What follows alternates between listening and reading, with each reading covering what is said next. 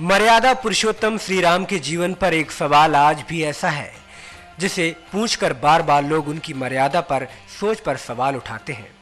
उन्होंने अपने पूरे जीवन मर्यादा का निर्वाह करने में भगवान श्री राम ने एक बड़ी गलती कर दी, जिसके कारण कोई भी अधर्मी आस्था रहित व्यक्ति उन पर उंगली उठा देता है।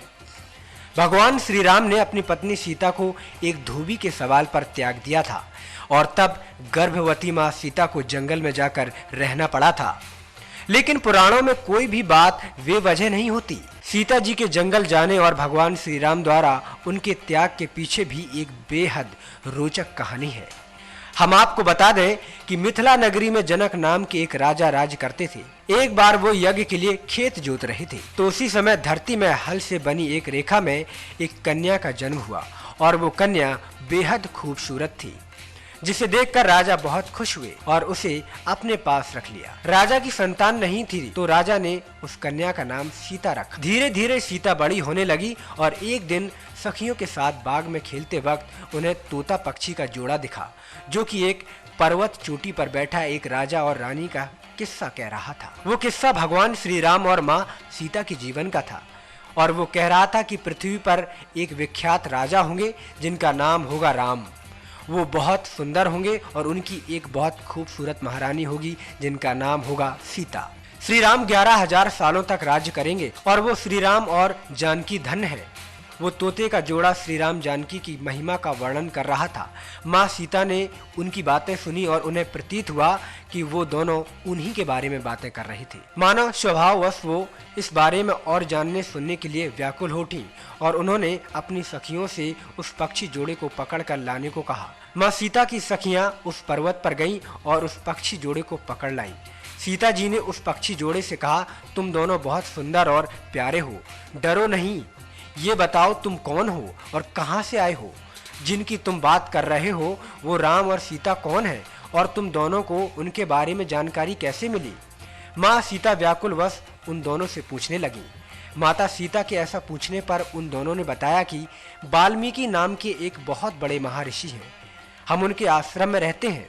महर्षि वाल्मीकि ने रामायण नाम का एक ग्रंथ रचा है जो मन को बहुत शांति देता है और उन्होंने अपने शिष्यों को उस ग्रंथ का अध्ययन भी कराया है। हमने भी उस ग्रंथ को पूरा सुना है।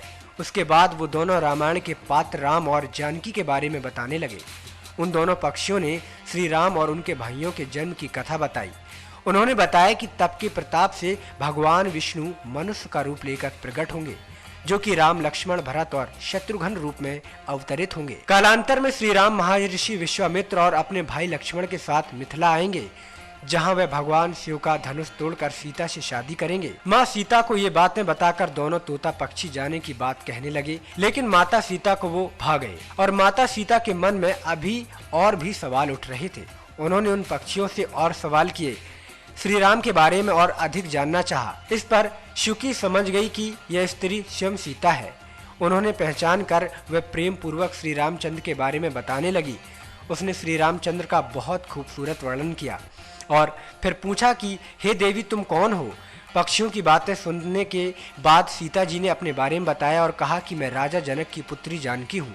और उन्होंने पक्षियों से कहा कि अब जब तक स्वयं श्री राम आकर मेरा अपनाते नहीं तब तक मैं तुम दोनों को नहीं जाने दूंगी। तुम दोनों मेरे घर पर सुखपूर्वक रहो। इस पर शुकी ने कहा कि हम वन में निवास करने वाले पक्षी हैं, हमें जाने दो, हम तुम्हारे घर पर सुखी नहीं रह पाएंगे।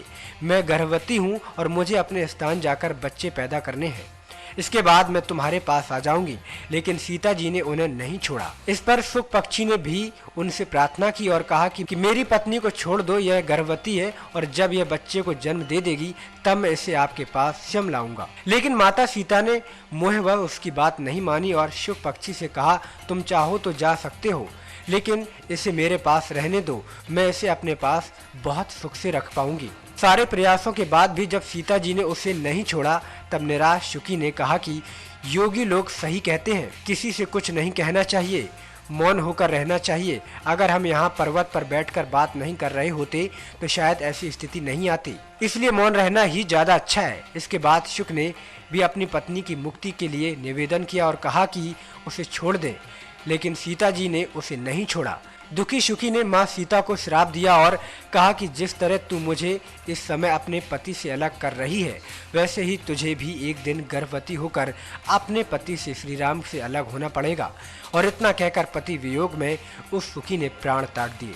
इस बात से शुक पक्षी बहुत दुखी हुआ और उसने भी आतुर होकर कहा कि मैं मनुष्यों से श्री राम की नगरी अयोध्या में जन्म लूंगा और मेरे ही वाक्य के कारण तुम्हें पति वियोग का भारी कष्ट उठाना पड़ेगा। इस तरह सीता जी का अपमान करने के कारण उसे धोबी के रूप में जन्म लेना पड़ा और उसी धोबी के वचनों के कारण माँ सीता का पति से विछोह हुआ।